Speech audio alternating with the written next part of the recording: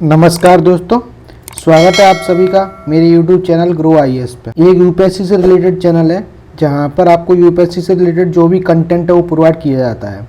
आज हम पढ़ने जा रहे हैं सिंधु जल संधि के बारे में। बहुत दिनों से बहुत चर्चे में है, तो हम पढ़ेंगे कि सिंधु जल संधि के रिलेटेड यूपीएससी के पिछले ईयर्स में पूछे गए क्या क्या क्वेश्चन थे और साथ ही में इसकी क्या क्या मुख्य विशेषताएँ हैं जो यूपीएससी के लिए हमारे लिए इम्पोर्टेंट हो जाती हैं। इन सभी विषयों पर आज डिस्कशन करते हैं। तो चलिए बिना कुछ टाइम जाया किए हुए चलते हैं अपने सीधे टॉपिक की तरफ। सबसे पहले हम जानेंगे कि सिंधु जल संधि को लेकर क्या ऐतिहासिक पृष्ठभूमि इसकी रही है। जैसा कि आप सभी को पता है 1947 में इंडिया और पाकिस्तान दोनों देशों का विभाजन हुआ था। जैसे ही हमें आज़ादी मिली थी, आज़ादी के साथ जो चीज़ें थी हमें वो मिली थी, वो हमें मिली थी हमारे देश का विभाजन।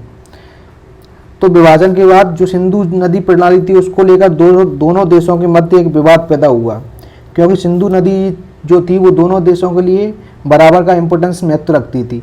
जैसे कि दोनों देशों की सिंचाई इस पर निर्भर थी, साथ ही पेयजल तथा उद्योग के लिए निर्भर थे दोनों देश, जिसे लेकर कि दोनों देशों के बीच विवाद पैदा हो गया। विवाद के चलते हुए सिंधु नदी प्रणाली को दो भागों में विभाजन कर दिया गया। 1951 में दोनों देश सिंधु और उसकी सहायक नदियों पर बन रही परियोजना के लिए वित्तपोषण के लिए विश्व बैंक के पास गए। तो विश्व बैंक की मध्यस्थता में 1960 में प्रधानमंत्री जवाहरलाल नेहरू और पाकिस्तान के राष्ट्रपति आयूब खान द्वारा इसे हस्ताक्षर किया गया था। आइए अब जानते हैं सिंधु नदी तंत्र के बारे में। सिंधु नदी तिब्बत क्षेत्र में मानसरोवर झील के निकट से निकलकर भारत के लद्दाख और जम्मू कश्मीर से होते हुए पाकिस्तान में प्रवेश करती है तथा अरब सागर में जाकर मिल जाती है। सिंधु रिवर का उद्गम बोगरचू ग्लेशियर तिब्बत से होता है। उसके बाद ये भारत के लद्दाख तथा जम्मू कश्मीर में बहती हुई पाकिस्तान में प्रवेश करती है। पाकिस्तान में प्रवेश करने के बाद ये सीधी अरब सागर में जाकर के मिल जाती है। इसकी सहायक नदियों की बात करें तो सबसे पहले झेलम का उद्गम पीर पंजाल रेंज से होता है। उसके बाद ये बहती हुई चेनाब में आकर मिलती है। और बात करें रवि की तो रवि नदी का जो उद्गम है वो बारा बंगाल क्षेत्र से होता है।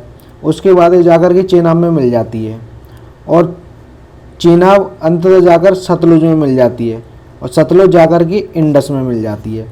और जो ब्यास नदी है सतलज में जाकर मिल जाती है और सतलज जाकर के इंडस में मिल जाती है। तो ये था सिंधु नदी का तंत्र। अब हम बात करते हैं सिंधु नदी तंत्र पर यूपीएससी द्वारा पूछे गए PYQs के बारे में। जैसा कि आपको दिखाई दे रहा है 2021 में यूपीएससी द्वारा सिंधु नदी से रिलेटेड एक क्वेश्चन है वो पूछा गया था। निम्नलिखित 4 नदियों में से 3 नदियां एक अन्य नदी में मिलती हैं जो सीधे सिंधु नदी में मिलती है। इनमें से कौन सी नदी सीधे सिंधु नदी में मिलती है? तो नंबर 1 ऑप्शन था चेनाब, दूसरा था झेलम, तीसरा रावी, चौथा सतलुज। तो कौन सी नदी है जो सीधे जाकर के सिंधु नदी में मिलती है? ये 2021 में यूपीएससी द्वारा है क्वेश्चन पूछा गया था। 2009 में एक और क्वेश्चन है वो सिंधु नदी से संबंधित जो यूपीएससी द्वारा पूछा गया था। निम्नलिखित कथनों पर विचार कीजिए। बगलीहार पावर प्रोजेक्ट को इंडस जल संधि के मानकों के अंतर्गत निर्मित किया गया था। दूसरा है यह परियोजना भारत सरकार द्वारा जापान और विश्व बैंक से ऋण लेकर पूर्ण रूप से बनाई गई थी। तो इस प्रकार के क्वेश्चन हैं वो सिंधु नदी के बारे में यूपीएससी द्वारा पूछे गए थे। इसी प्रकार अगर बात करें मेंस की तो मेंस में भी सिंधु से संबंधित कुछ क्वेश्चन हैं जो यूपीएससी द्वारा पिछले ईयर्स में पूछे गए थे। जैसे कि आपको दिखाई दे रहा है 2016 में एक क्वेश्चन है जो कि यूपीएससी द्वारा पूछा गया था। इंडस जल संधि का संक्षिप्त विवरण प्रस्तुत कीजिए और द्विपक्षीय संबंधों में बदलाव के संदर्भ में इसके पारिस्थितिक, आर्थिक और राजनीतिक प्रभावों का परीक्षण कीजिए। ये यूपीएससी द्वारा 2016 में पूछा गया था। उसी प्रकार 2012 में आज की स्थिति 50 वर्ष पूर्व की स्थिति से बहुत भिन्न थी जब इंडस जल संधि पर हस्ताक्षर किए गए थे। इस संदर्भ में दोनों देशों की वर्तमान जटिलताओं पर प्रकाश डालिए। क्या आपको लगता है कि भारत के लिए इस संधि की पुनः समीक्षा करना हितकर होगा? तो इस प्रकार के क्वेश्चन हैं वो यूपीएससी के द्वारा सिंधु नदी के बारे में पूछे गए हैं। अब जानेंगे हम सिंधु जल संधि क्या है। तो सिंधु जल संधि को जैसे कि हमने अभी पढ़ा था 1960 में वर्ल्ड बैंक की मध्यस्थता के साथ इसे हस्ताक्षरित किया गया था। तो इसका जो पहला कारण था वो विवादों की स्थिति में समन्वय। जब दोनों देशों के मध्य जल को लेकर या नदी प्रणाली को लेकर कोई भी विवाद पैदा होता है तो दोनों देशों के बीच समन्वय का एक तंत्र स्थापित करना इस संधि का मुख्य उद्देश्य था तथा दोनों देशों के लिए जल की उपलब्धता सुनिश्चित करना। 1947 में दोनों देश नए नए आज़ाद हुए थे, तो दोनों देशों की अपनी अपनी जरूरत थी जल को लेकर। तो दोनों देशों के लिए संधि के द्वारा जल की उपलब्धता थी वो सुनिश्चित की गई थी। सिंधु जल संधि एक प्रकार का जल बंटवारा समझौता है। सिंधु और उसकी सहायक नदियों को जल दोनों के बीच बांटा गया, जिसके तहत समझौते के तहत 80% पानी है वो पाकिस्तान को तथा भारत को 20% जल है वो प्राप्त हुआ। संधि के तहत जो पूर्वी नदियां थीं, जैसे कि ब्यास, रावी, सतलुज के जल की भारत को बिना किसी रोक टोक के पूर्व इस्तेमाल की अनुमति थी। रावी, ब्यास और सतलज इन 3 नदियों का जो जल है वो भारत पूर्ण रूप से इस्तेमाल कर सकता है। 3 पश्चिमी नदियों जैसे कि सिंधु, झेलम, चेनाब के जल का उपयोग पाकिस्तान को। इस संधि के तहत भारत को 3 नदियों के जल का पूर्ण रूप से उपयोग करने का अधिकार वो प्राप्त हुआ, ब्यास, रावी और सतलज का। तथा 3 पश्चिमी नदी जैसे कि सिंधु और झेलम और चेनाब इसके जल का उपयोग का अधिकार था वो पाकिस्तान को प्राप्त हुआ। लेकिन कुछ शर्तों के साथ भारत सिंधु और झेलम और चेनाब के जल का भी उपयोग है वो कर सकता है। जैसे कि भारत इन नदियों के जल का सीमित उपयोग है, जो पश्चिमी नदियां हैं उनका सीमित उपयोग है भारत कर सकता है। जैसे गैर उपभोग्य जल क्या होता है, उसका उपयोग क्या होता है। गैर उपयोग में उपयोग के बाद क्षय नहीं होता, मतलब वाटर का इस प्रकार यूज किया जाता है कि उस वाटर में कोई कमी ना आए तथा उसका किसी भी प्रकार से क्षय ना हो, जैसे कि जल विद्युत परियोजना, नौवहन, मत्स्य पालन आदि। और दूसरा, खेती व पीने के लिए भी सीमित शर्तों के साथ इसका उपयोग है वो भारत कर सकता है। संधि के तहत स्थापित विवाद निवारण तंत्र। ये संधि भारत और पाकिस्तान के बीच किस प्रकार का है वो विवाद समाधान तंत्र स्थापित करती है। तो दोनों पक्षों के मध्य विवादों की स्थिति में संधि के अनुच्छेद 9 के तहत त्रिस्तरीय समाधान है वो मंच प्रदान किया गया था। जैसे कि सिंधु स्थायी आयोग, इसकी जो है संधि के तहत स्थापना है वो अनिवार्य है। प्रारंभिक विवादों जैसे कि संधि की व्याख्या तथा उल्लंघन से संबंधित मुद्दों का समाधान ही इनका मुख्य उद्देश्य था। भारत तथा पाकिस्तान की अधिकारियों का द्विपक्षीय एक आयोग है। ये स्थायी सिंधु आयोग भारत तथा पाकिस्तान के अधिकारियों का एक द्विपक्षीय आयोग है, जिसमें 200 देशों के प्रतिनिधि शामिल होते हैं।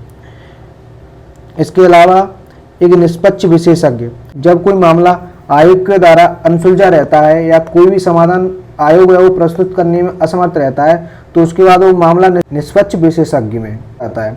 पीआईसी के विफल होने पर दोनों पक्षों के किसी भी आयुक्त के अनुरोध पर वर्ल्ड बैंक द्वारा इसका गठन किया जाता है। और तीसरा वो है मध्यस्थता न्यायालय। इसकी स्थापना 1899 में की गई थी और इसका हेडक्वार्टर वो नीदरलैंड के हैग में है। जो अंतर्राष्ट्रीय संगठन तथा निजी पक्षों के बीच कानूनी विवादों के समाधान के लिए इसे स्थापित किया गया था। कोई भी पक्ष वर्ल्ड बैंक द्वारा स्थापित मध्यस्थता न्यायालय जा सकता है या भारत और पाकिस्तान दोनों में से कोई भी किसी भी जल से संबंधित मुद्दे को लेकर मध्यस्थता न्यायालय की राह देख सकता है। इसमें जाने के कौन कौन से आधार होंगे। पहला, मामला विवाद के रूप में वर्गीकृत होना चाहिए। दूसरा, निष्पक्ष विशेषज्ञ के अधिकार से बाहर हो, उसी मामले को आप मध्यस्थता न्यायालय ले जा सकते हैं। तीसरा, द्विपक्षीय वार्ता विफल हो जाए। इस मुद्दे पर द्विपक्षीय वार्ता विफल हो जाती है, उसे आप भारत और पाकिस्तान दोनों में से कोई भी मध्यस्थता न्यायालय ले जा सकता है। इस संधि का महत्व क्या था, अब हम पढ़ेंगे इस संधि का महत्व। भारत और पाकिस्तान के लिए इस संधि का क्या महत्व था। तो भारत के लिए इसका सबसे पहले जो यूज था वो था इसके रणनीतिक महत्व को। जैसे कि अभी देखा जा रहा है पहलगाम का अटैक पाकिस्तान द्वारा स्पॉन्सर्ड आतंकवाद का एक उदाहरण था, तो उसको लेकर इसका रणनीतिक महत्व भी हमें दिखाई दे रहा है। जैसे कि भारत सरकार ने अभी इसे तुरंत रूप से खारिज करने की अभी प्रस्ताव पारित किया है। और दूसरा है इसका सिंचाई पेयजल, भारत में भी इसका कुछ हद तक सिंचाई के लिए उपयोग किया जाता है। और तीसरा है जल विद्युत परियोजना, जैसे कि किशनगंगा, रतले परियोजना है वो अपनी संचालित हो रही हैं सिंधु तथा उससे सहायक नदियों पर। और पाकिस्तान के लिए अगर हम इसकी महत्व की बात करें तो पाकिस्तान की जो 80% एग्रीकल्चर है वो मुख्यतः सिंधु तथा उसकी सहायक नदियों पर ही डिपेंडेंट है तथा उसके पाकिस्तान के उद्योग के लिए ये बहुत महत्वपूर्ण है।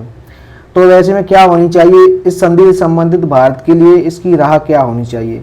सबसे पहले जैसा कि आप सभी को पता है, इस संधि को 1960 में हस्ताक्षर किया गया था। उस समय भारत की पॉपुलेशन तथा भारत के हित बहुत ही अलग थे। तो अब समय आ गया कि इस संधि पर पुनर्विचार है वो किया जाना चाहिए तथा वर्तमान परिदृश्य के अनुरूप इसे स्वरूप प्रदान करना चाहिए। तो ये था आज का हमारा यूपीएससी से रिलेटेड एक बहुत ही इंपॉर्टेंट टॉपिक, सिंधु जल संधि के बारे में। आगे भी मैं आपके लिए ऐसे ही टॉपिक लाता रहूँगा। कृपया इसके लिए आप अपने चैनल को सब्सक्राइब अवश्य करें। धन्यवाद।